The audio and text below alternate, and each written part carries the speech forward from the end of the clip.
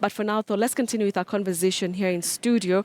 And gentlemen, I want to talk about, Peter, something that you mentioned that's very key, the transfer of skills from the Chinese to Kenyans. How important is it that we get it right so that we don't keep calling them back and we actually take this as a country and own it?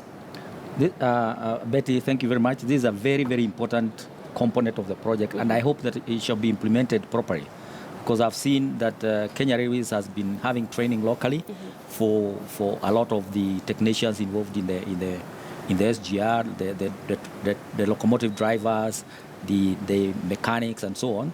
And some of them have been to China. I was impressed to see the two girls who are, young girls who are, being trained to China. They speak Chinese and they are driving the locomotives. These are the kind of transfer of skills that we need. Because if it doesn't happen, it will mean that we have an SGR which continues to rely on Chinese technology, and every time that we have a major problem, the Chinese have to come and fix it. Yeah. We need our own technicians, we need our own engineers, we need our own support staff to ensure that this train operates efficient, and it has to work. And that's the only way you can create jobs, because I've seen here job creation is already creating about 19,400 direct jobs, 6,000 people employed by contractors. But this is a facility, an infrastructure facility that can create 100,000 jobs if it is properly managed. All right. Yeah. Sydney, I'd like to hear your thoughts on an issue that I had brought earlier on. And of course, you say that you're not against the SGR. It's just the route that the second phase is taking. Maybe you could just shed more light on this issue. Well, yes, we are concerned about environmental issues. We are very much concerned that the process to settle on Route 3, which is cutting through Nairobi National Park, 6-kilometer bridge, is going to have negative environmental impacts to the park, because essentially this park is going to be cut into two. We will see a small park like Nairobi, where you are going to have the railway come across, will mean that it will be into two. And that actually is what we call fragmentation of the habitat. That's habitat fragmentation. We see some particular species like the rhinos and others which will be affected, particularly during the construction period, which will be 18 months. During this time, not only are we going to witness wildlife-to-wildlife conflict, but human-wildlife conflict, because with the blasting that will take place, with all this commotion and construction and work going on, obviously it will be affecting the wildlife movement and, of course, their peace within the park. What about the overpasses that we've seen in the... The underpasses. That is something that we would want to see proof from the Kenya Wildlife Service and the others.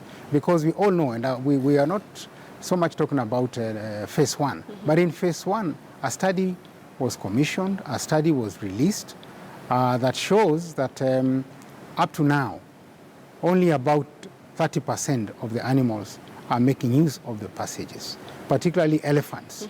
Elephants have been affected. Some have even, gotten trapped.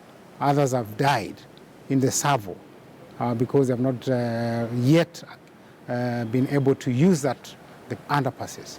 So the story of underpasses is something that they have to prove beyond reasonable doubt that it will work. It has not worked in the Savo so far, so what will make it work in Nairobi National Park? All right. They have given examples of railways that have been done in parks in the US and what have you.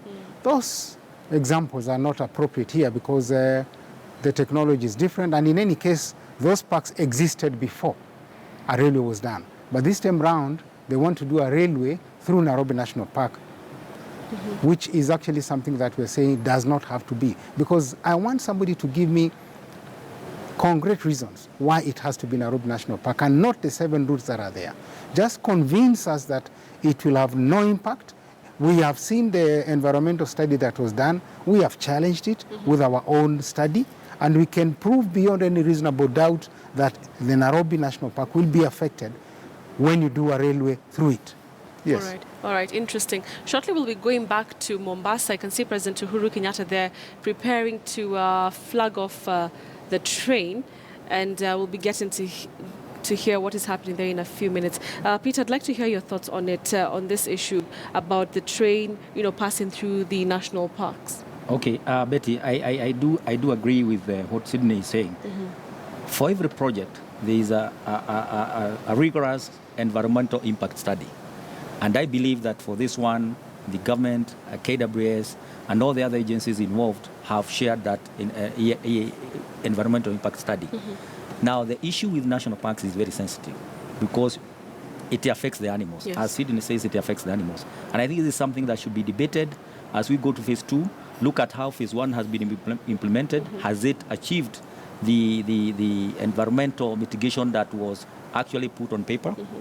But I do see there are a lot of issues, and it's going to continue having a lot of debate. But if you look at Okaria is a perfect example of the kind of development that can take place in a national park or in a wildlife park. And how it is managed is very clear that KenGen and the government have tried to manage that facility without interrupting the animals. Right. The problem comes not at the time the facilities start operations, but during construction.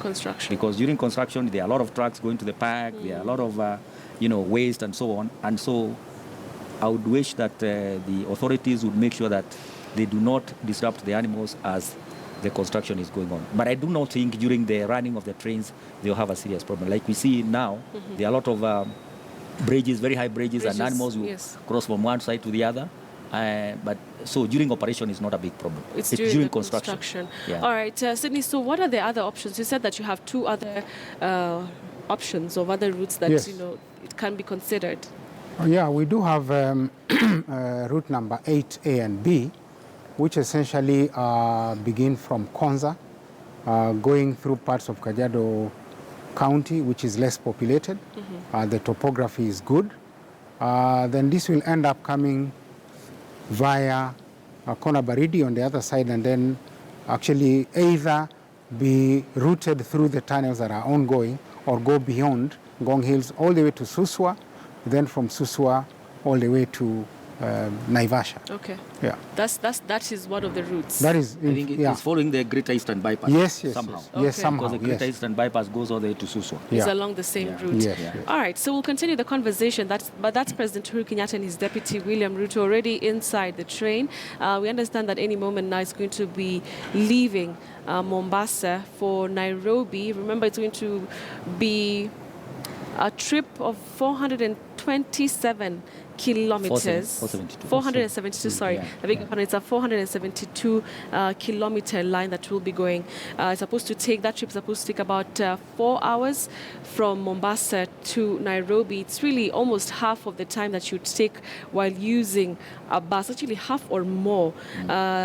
President Uhuru Kenyatta earlier on, of course, talking about the services that will be rendered, saying that the common Mananchi has been factored in and they'll only need just 700 shillings, not more than that, just 700 shillings to ensure that they can be able to get a trip from Mombasa to Nairobi. So any moment now, we understand from our reporter that they will be starting that journey to come to Nairobi.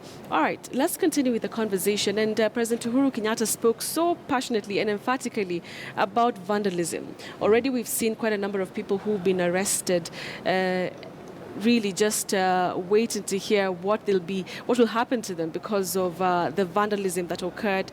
Actually, 1 second, we're seeing that the train is now leaving, and so that really is the inaugural SGR, the passenger SGR train that is now leaving Mombasa for Nairobi. I've also seen the First Lady, Margaret Kenyatta, there. And so really it's quite a moment for President Uhuru Kenyatta and, of course, for Kenyans. The President was very clear that this project will really impact the lives of Kenyans positively. The transportation of goods will be faster than what we've seen before. Remember that this is a project that has had quite a number of controversies, especially to do with just how much it cost the government to indulge or to actually actualize it. But quite a number of questions that have been raised. But even with those questions, today is D-Day, and the train is basically leaving the station. They're having quite a number of preparations that you've seen over the last couple of weeks for this moment right here. And therefore, it is a moment that is coming to pass as the train finally leaves Mombasa to Nairobi.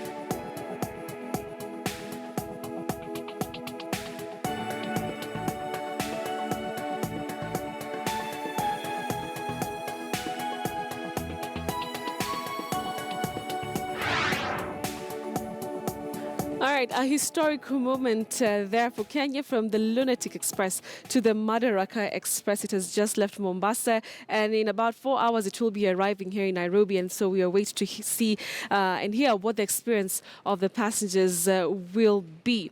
All right, now President Uhuru Kenyatta, as he inaugurated one of his key campaign promises, the Standard Gauge Railway, well, he warned those who would be caught vandalizing the railway that they will be hanged. Uhuru, who takes on